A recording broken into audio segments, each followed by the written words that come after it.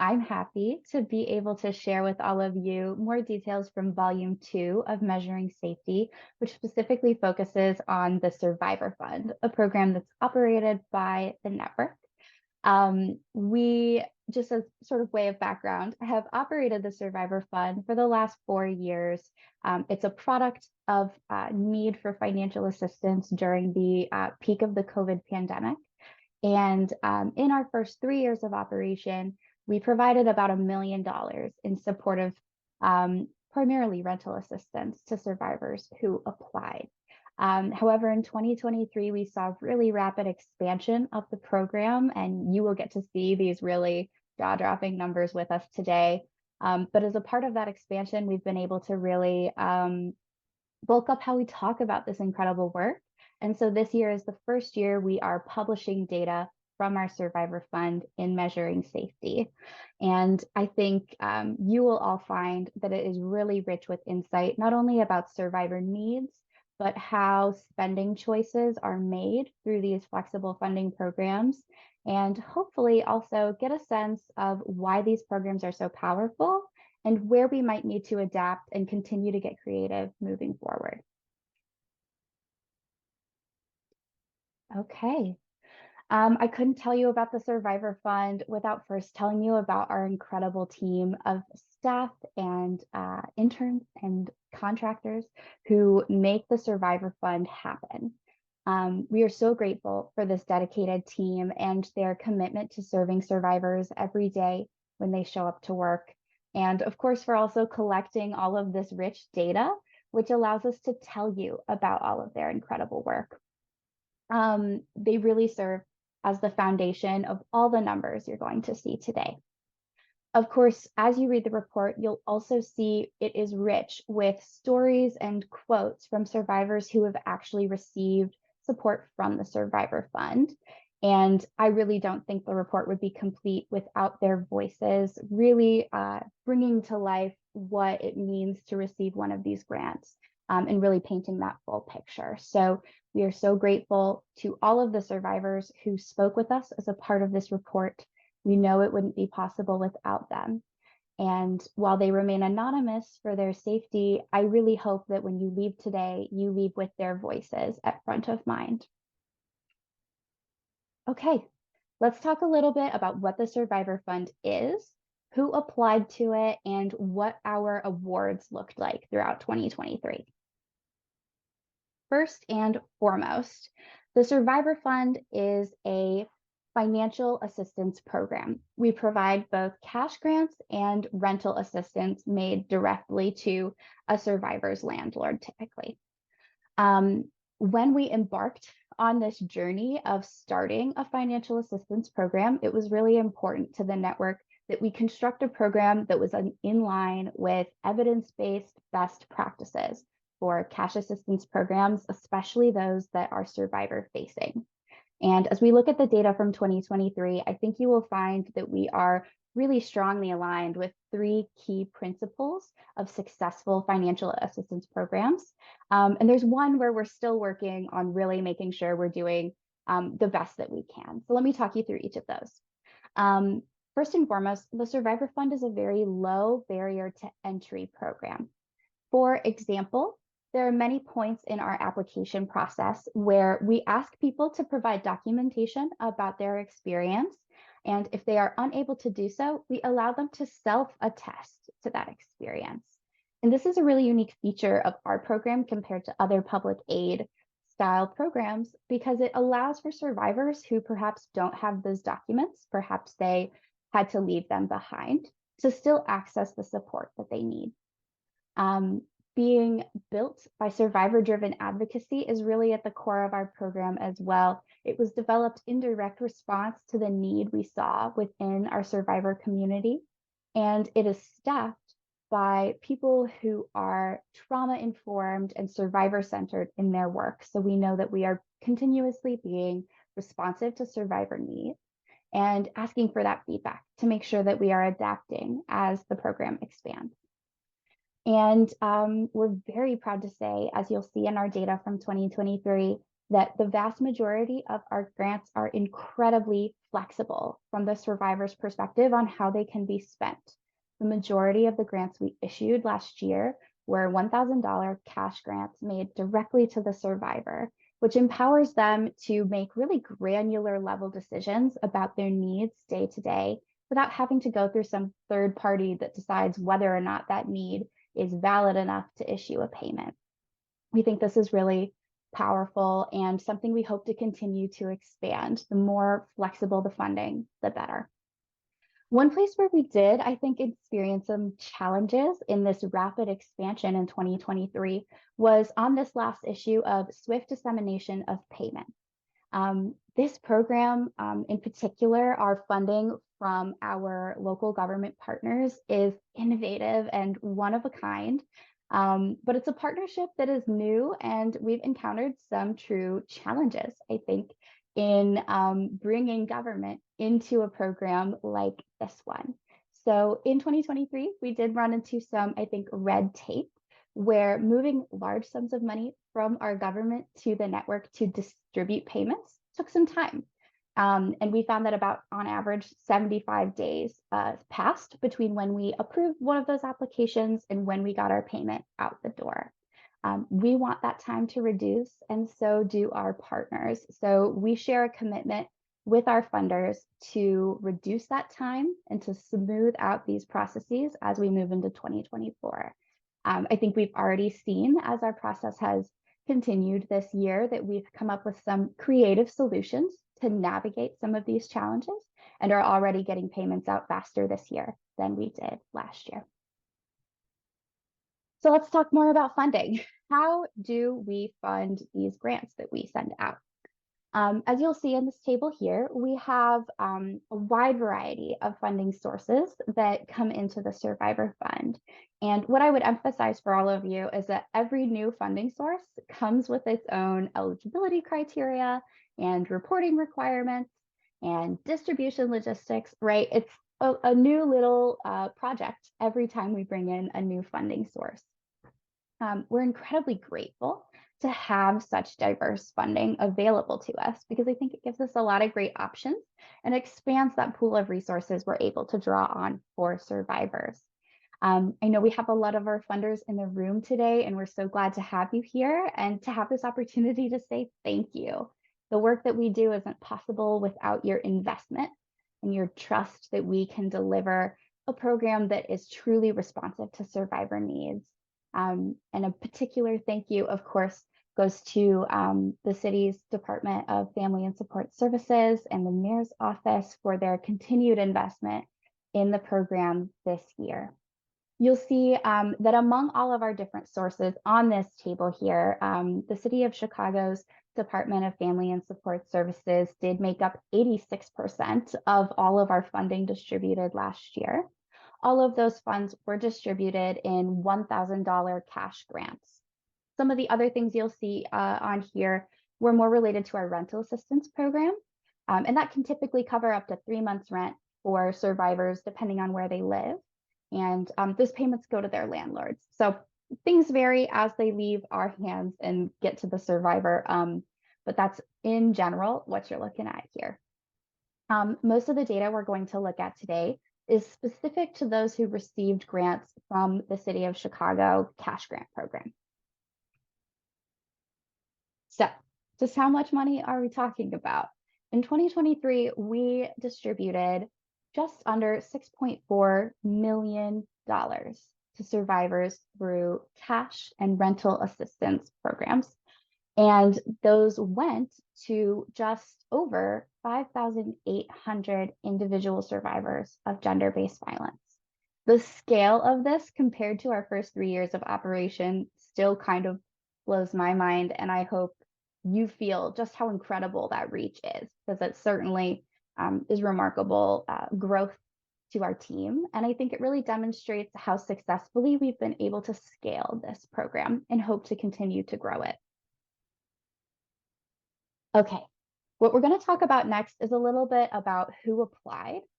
This is largely going to be demographic data, which is, of course, always collected on a voluntary basis. So you'll see our response rates are at the bottom of each little demographic section. Um, and first of all, when we look at languages, I want to talk about who was able to access our program to begin with. So the Survivor Fund created and distributed materials, both promotional materials and applications, in 9 different languages to really make sure we maximized our reach across the city of Chicago for these cash grants. Ultimately, we saw applications come in English, Spanish, Polish, Arabic, Chinese, and Mongolian. Now, while eligibility criteria varies depending on funding source, something that all of our applicants needed to demonstrate was that they were a survivor of gender-based violence. And when they were reporting that data to us, they had the option to share kind of as many experiences of violence that were relevant to them all at once. You'll see here that in total, our recipients had reported 91% of them experiencing domestic violence, 49% of them experiencing stalking, 41% experiencing sexual violence, and 14% experiencing human trafficking. What is not apparent in this slide, but what you'll find in the report, is that oftentimes folks reported more than one kind of violence. And so these individual experiences really compounded for a lot of our survivors. For example, they wouldn't just experience stalking, they experienced stalking in the context of a domestic violence relationship.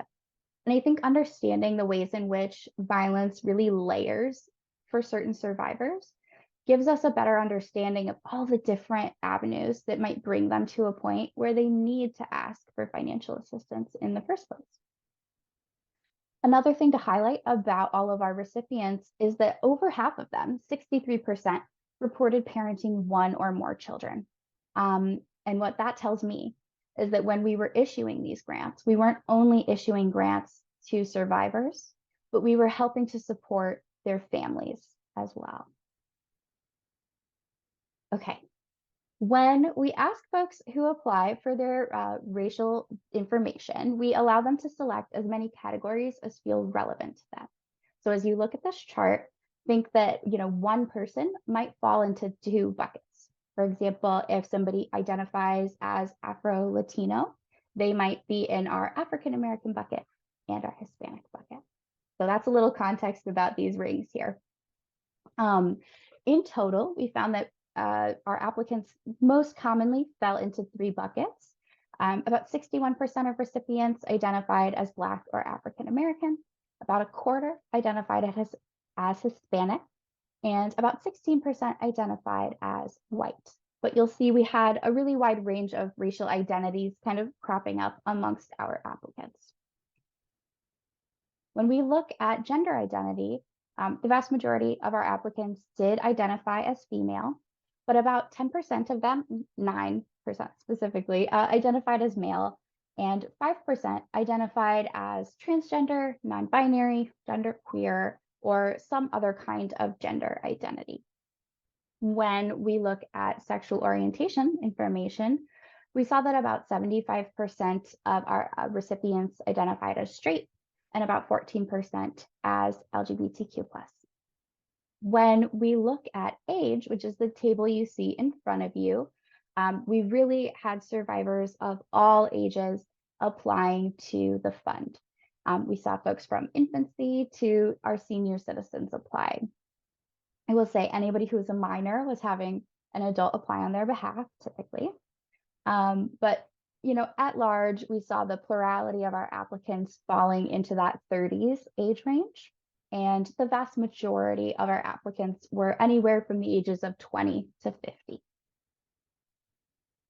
Okay, here's the last piece of demographic information I want to share, which is really about where our folks were living at the time that they applied. When our recipients applied to the Survivor Fund, just over half of them were either renting or owned their own home, and more than a quarter of them were housing unstable or homeless at the time that they applied. About 6% of them were in some other kind of housing situation where they lived with other people and they weren't specifically paying for rent. I think it's really valuable to keep these numbers in mind as we move forward in talking about needs and spending choices. because I think a lot of people were influenced first and foremost by their housing situation when they decided on how to spend their money and how to talk about their needs. Okay, so that's everything about who applied. If I could sum that up in a single sentence for you, because that was a lot of information at once, I would say that most recipients from the Survivor Fund were parenting women of color who were in their 30s and renting or owning their own home. And when we look at how people applied, there were sort of two primary options. Of course, any survivor was welcome to apply directly on behalf of themselves. But for our survivors who were already connected with a service provider and working with an advocate, they could opt to have their advocate submit their application on their behalf, kind of creating that continued communication throughout the process, making sure that survivor felt supported in submitting their application. In total, about 3/4 of our applicants decided to submit themselves, and about a quarter of them had an advocate assist them and submit the application on their behalf. Now we can talk about needs, now that we kind of understand who these people are, who we're talking about. You'll see these are our top 5 needs that were identified across our applications. What I will offer is that we provided a list of 12 total needs that were sort of broad categories that survivors could choose from. And they were allowed to choose sort of as many needs as were relevant to their lives. So here again, one survivor might be in many of these different buckets. First and foremost, across all of our applications, that number one emergent need was for rental assistance. 72% of everybody who applied and ultimately received funding from the Survivor Fund said that they needed help with rent. Next on this list, at about 63%, were requests for support with transportation, utilities, and food. And lastly, about 54% of our applicants specifically identified a need for help purchasing things like toiletries and hygiene products. When I look at this list, I see survivors asking for help with essential day-to-day costs. And I think we're going to see this thread continue. But I think it's really important to think about, in your life, if you needed help with these things to get through your day. Now, we'll go ahead and pivot to the impact of the Survivor Fund. We understand who our applicants were, what they said they needed help with, and now we can talk about how our funding did or did not meet their needs. So there's sort of two primary ways that we can understand spending choice data. The first came through payment method choice. So our applicants were able to receive their payment in a few different ways, a few different methods. And one of those was to receive a prepaid card. And then they would use that, checking out like normal with any other debit or credit card. For those applicants, which was about, I think, 19% of all of our awardees, we were able to access anonymous aggregate data to look at, okay, how is the money on those cards spent? What you'll see here in this pie chart is that the spending choices that were made with these prepaid cards very closely mirror those needs that we heard about earlier. So 31% of our prepaid card dollars went towards shopping for essentials, 24% went towards food, 10% towards booking transportation, and another 8% went towards utilities. So here we see that people have expressed that they have a need, and when given the resources they ask for, they choose to spend on those needs. I think this is a really affirming thing to hear from the perspective of anybody who might be skeptical of offering this much flexibility in our funding. We can see here that if we trust survivors and we empower them with the tools they need, they're making the choices that address their needs. the other major tool in our belt for understanding survivor spending choices comes from follow-up surveys that we distributed. So we chose to distribute follow-up surveys to all of our grantees who gave us permission to talk to them after the payment process was complete. Ultimately, that meant that we distributed surveys to just over 4,000 of our grantees, and we received responses from just over 1,000 of them. So we had a response rate of around 26%. And I think this pool of more than 1,000 survivor surveys gives us really rich insight into how they understood the grants that they received, what their utility was, what their continued needs were. And of course, it gave them an opportunity to provide us with feedback about the program itself, feedback that we have already incorporated in some cases in 2024.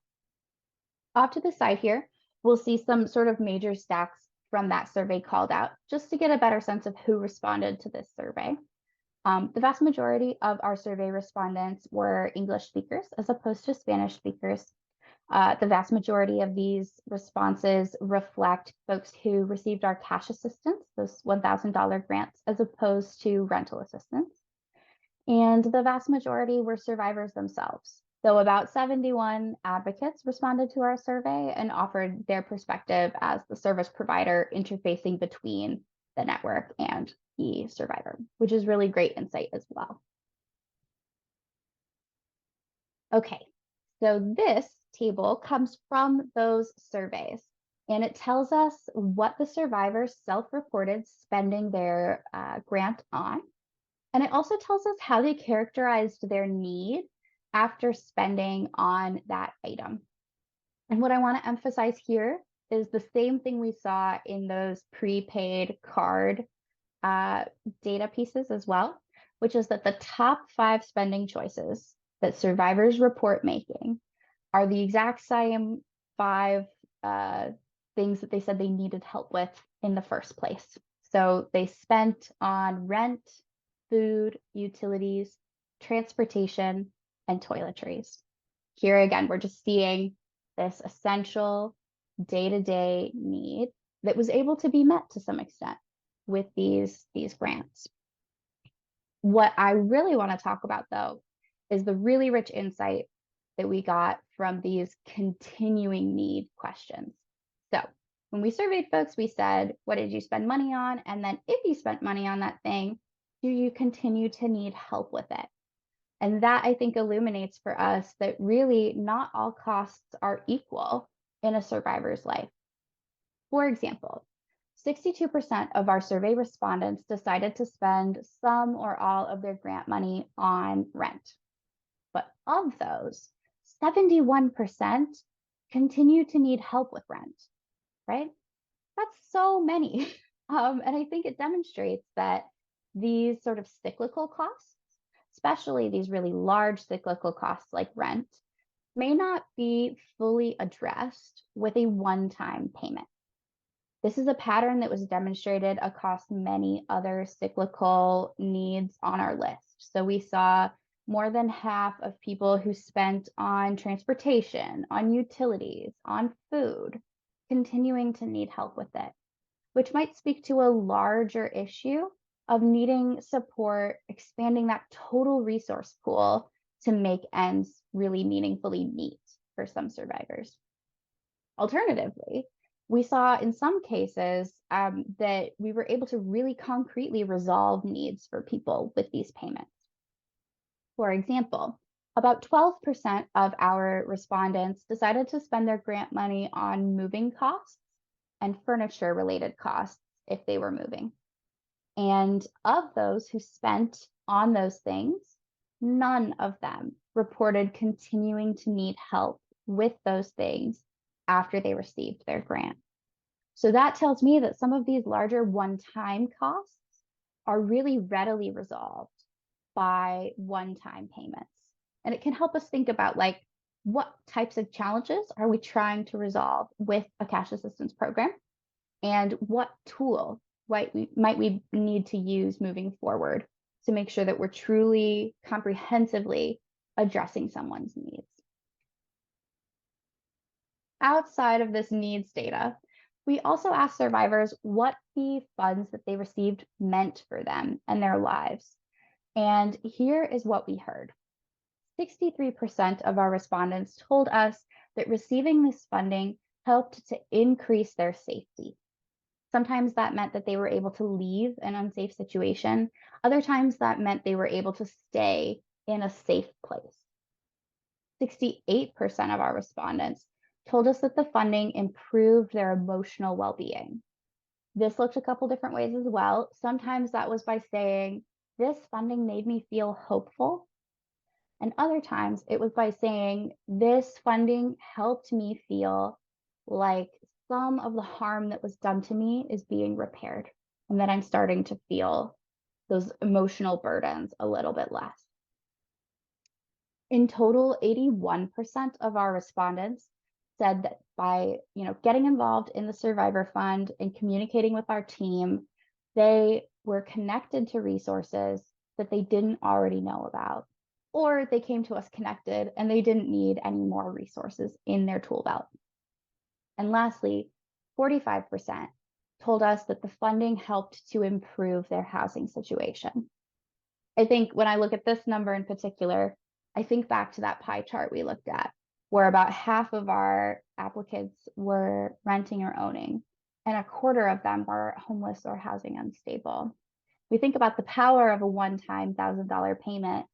It can be really great in some circumstances. But if we have really, really sort of large needs, complex needs, that $1,000 payment might not be enough to move somebody from homelessness into being housed. And we might need additional creative solutions to help move those people all the way from where they are to where they need to be. As we kind of wrap up this section of the presentation, and then we'll move back to questions from all of you, I want to leave you with the words of some of our survivors who received grants to let you hear from them how much these payments meant to them. I'll go ahead and read a few of these, and then I'll leave it up for a minute so you are able to kind of read the rest in their entirety. This program gave me hope when I had none. It helped me find the strength to finally leave for good. You've made it easier to get up in the morning, to keep fighting and surviving.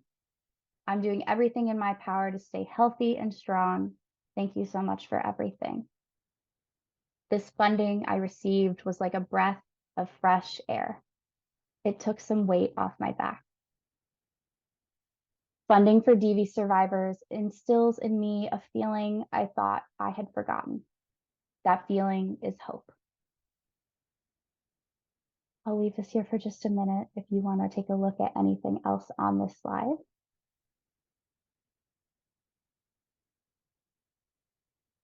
And then we will proceed.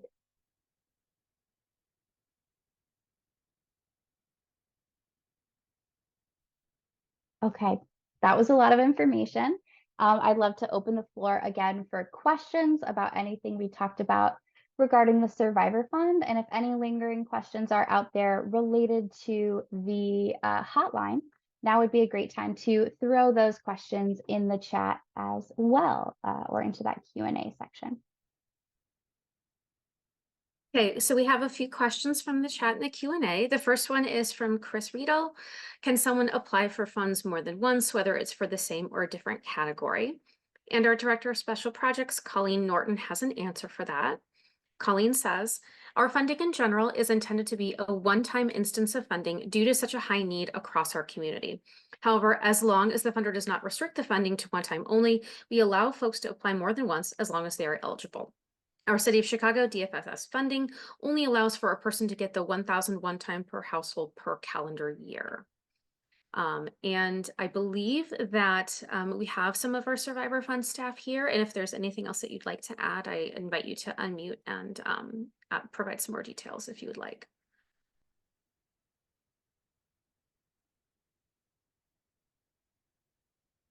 We also have another question from Sarah Block. Is every grant 1,000 or do the grants vary in amounts? I can answer that. And Colleen, if you want to hop in at any moment, please feel free to do so. The vast majority of the grants that were issued last year were through our DFSS funding source and were $1,000 flat cash payments. We do have funding from several other sources, including sort of coming from our own general fund and private donations. Those can be more flexible, but we're have them at a much more limited capacity. So typically, if we're offering rental assistance, that's going to be whatever your rent is for the next 3 months, so long as you live in a qualifying place. And in some circumstances, if you're not applying specifically for one of those $1,000 cash payments, we might help to make like one concrete purchase that is a different dollar amount than that $1,000. But that really depends on where we still have money from one of these different funding sources. So Colleen, or Imagine, if either of one of you want to chime in here, that's kind of how I would characterize it generally. Okay, thank you. I know, Sarah, you had also asked about how often or how frequently a survivor can apply. Did that answer your question? If you have further questions, please feel free to let us know. Okay. The next question is from Kayla DeCant. Do you have data about survivors who applied but were not eligible for funding or did not receive funding? Great question. So we focused all of the report on folks who received funding, and that is because the vast majority of people who applied did receive a grant. I think it was about an 86% acceptance rate. For those folks who did not receive a grant, typically that was either because they did not qualify under some of our eligibility criteria. Like, for example, they didn't live in a place where we had funding available to support them, or they did not identify as a survivor of gender-based violence. And in some rare cases, we might have identified an application as fraudulent. So because typically an application was not being accepted because they didn't qualify in a meaningful way, we decided to exclude that data. But we do, in theory, have it. And if that would be something of interest, we can always talk about if there's ways to convey that more specific information to you. Okay. This question is from Liz Pride. For other organizations looking to implement flexible funding, could we reach out to ask about implementation? And again, our Director of Special Projects, Colleen Norton, has offered to get in touch with you about that. So I will connect you to after this presentation. And I will also put the link for the Survivor Fund in the chat. Okay, the next question is from Sophie Sherry. 2 questions. How does the number of calls made to the Illinois Domestic Violence Hotline compare to the number of calls made to the national hotline? Have they also seen similar increases? So I'll let you answer that first, and then I will move on to part 2. Yeah, that's a great question. Thank you for asking that. And Maralia, or if our executive director, Amanda, wants to speak to this, I would welcome you to. What I can share is that we have contacted them to request those numbers, but we haven't had the chance to connect and detail exactly what those figures are. So I'm curious about that as well. Marley, I see you unmuted. Yeah, I would just add that we do get a lot of referrals from the national hotline. So I know that, when they're able to do that transfer, they do, just because we are more connected to the services specifically in Illinois and are able to do those warm handoffs that we talked about early in the presentation. But it is an area where we continue to look for data, and when and if it becomes available, we would absolutely include it in future reports.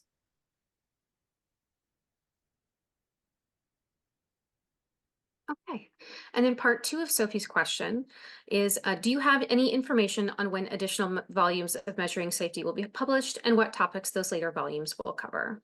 Yeah, absolutely. Let me actually bump us to the next set of slides. Yes, we would love to stay connected with everybody in this room, anyone who you know who's interested in data like this. The best way to do that is to head to our website. You can scan the QR code on the screen or just go to the-network.org/measuring safety 2024. There you can download copies of these reports and read them in full or in part. The data we talked about is really just highlighting what is in each report's executive summary. So there's tons more to learn if you read the full reports. You can also, when you download, sign up for our mailing list. And that is a great way to make sure you are in the know the next time one of our editions is published. For our folks in the room who are service providers or stakeholders who want to talk about the data in this report, you can also access a social media toolkit on our website. Those are pre-prepared images ready to go for social media with text describing them. So we would love to have you share what you learned today. We do expect 3 more volumes of Measuring Safety to come out in 2024. One of those will feature information about our medical and social safety net systems, really looking at how survivors disclose and interact with those systems as a part of their wider option of tools. We will include a report on the legislative session, kind of recapping what happened in Springfield in 2024 or 2023, excuse me, and talk about what the implications for survivors are. And lastly, we will produce a report towards the end of the year highlighting all the incredible work that gender-based violence service providers do across the state of Illinois. So that's going to have all of those clients who received services, who they were, what kind of services they needed, all of that good stuff.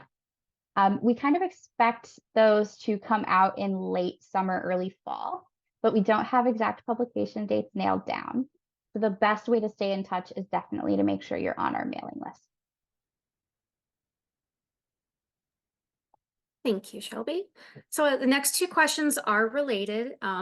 One is the Survivor Fund still accepting applications, and for how long the Survivor Fund will be open this year? If Colleen wants to add anything, I would welcome her to do so. But yes, the Survivor Fund is currently accepting applications in 2024. Our process is a bit different this year, so the best way to learn more about that is to visit our website and review the Survivor Fund page.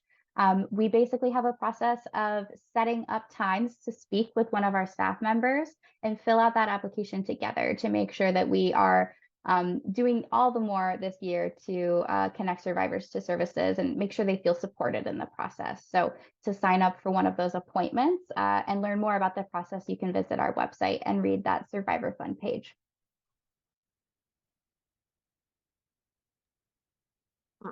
And then just to be clear, how long is the Survivor Fund going to be accepting applications this year?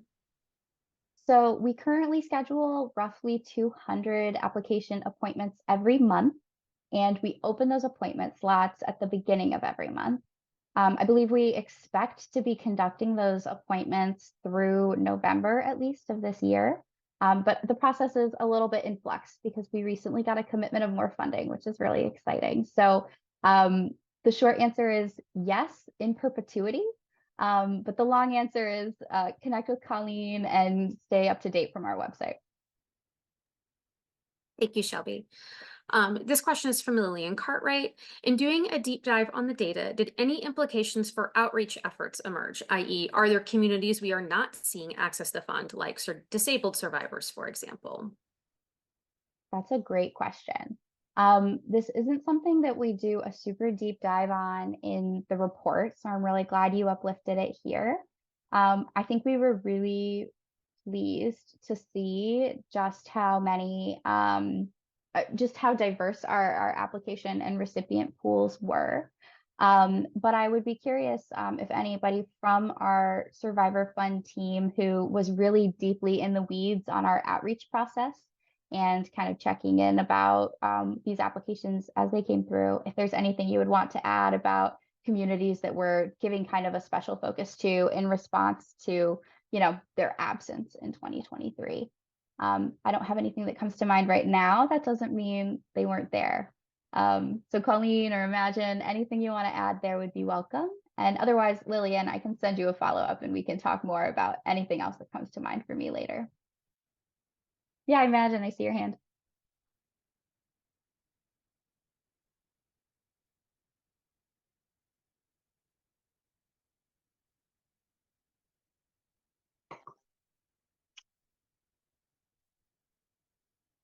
Imagine, did you have something to add there? You're on mute. Yes, thank you. You're good. So just to give you some insight on that, so DFSS really emphasized the importance of having enough outreach done in the South and West side communities. So there was a lot of extra outreach there. With that being said, and so what we mean by that is the high risk, and there was a specific term, the heavily COVID impacted areas. And so that was really emphasized, especially last year. And we really hit those targets. I think that with the help of Esmeralda Gonzalez, who I don't think is here, which is why I jumped in, we really got to do a lot of events and tabling events and just getting the word out in those communities. Yeah, to answer your question. Thank you. Okay, and then we have one last question, and this is from Michelle from Wings. Is the Survivor Fund specific to the city of Chicago, or is it open to Cook County residents? Great question. Yes, because we have all of those different funding streams, while the majority of our funding from the city of Chicago requires Chicago residency, not all of our funding does. I believe we have funding for suburban Cook and some neighboring counties like DuPage on occasion. So always reach out if you have a survivor who is in need of support, and we can tell you if in our maze of tools we have funding available for them based on their specific needs. You can always reach out to the team at survivorfund@the.network or the-network.org.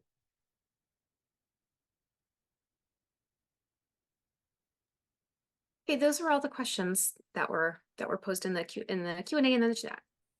Amazing. Well, I know we're a few minutes over. I want to be respectful of everybody's time, but thank you all so much for being here today. We're so excited to get to share this information with you all and to continue rolling out information throughout the year. If anybody has follow-up questions, you are welcome to contact myself or Maralia. Our contact information is down below, and a recording of today's conversation will be available as well. If you need to look back at anything, you will be able to do so. Thank you all again so much for your time and attention. And I hope you find that measuring safety is a valuable tool to you, your organization, your audience, and that we can continue to center survivors as we talk about this project. Thanks, everyone. Take care.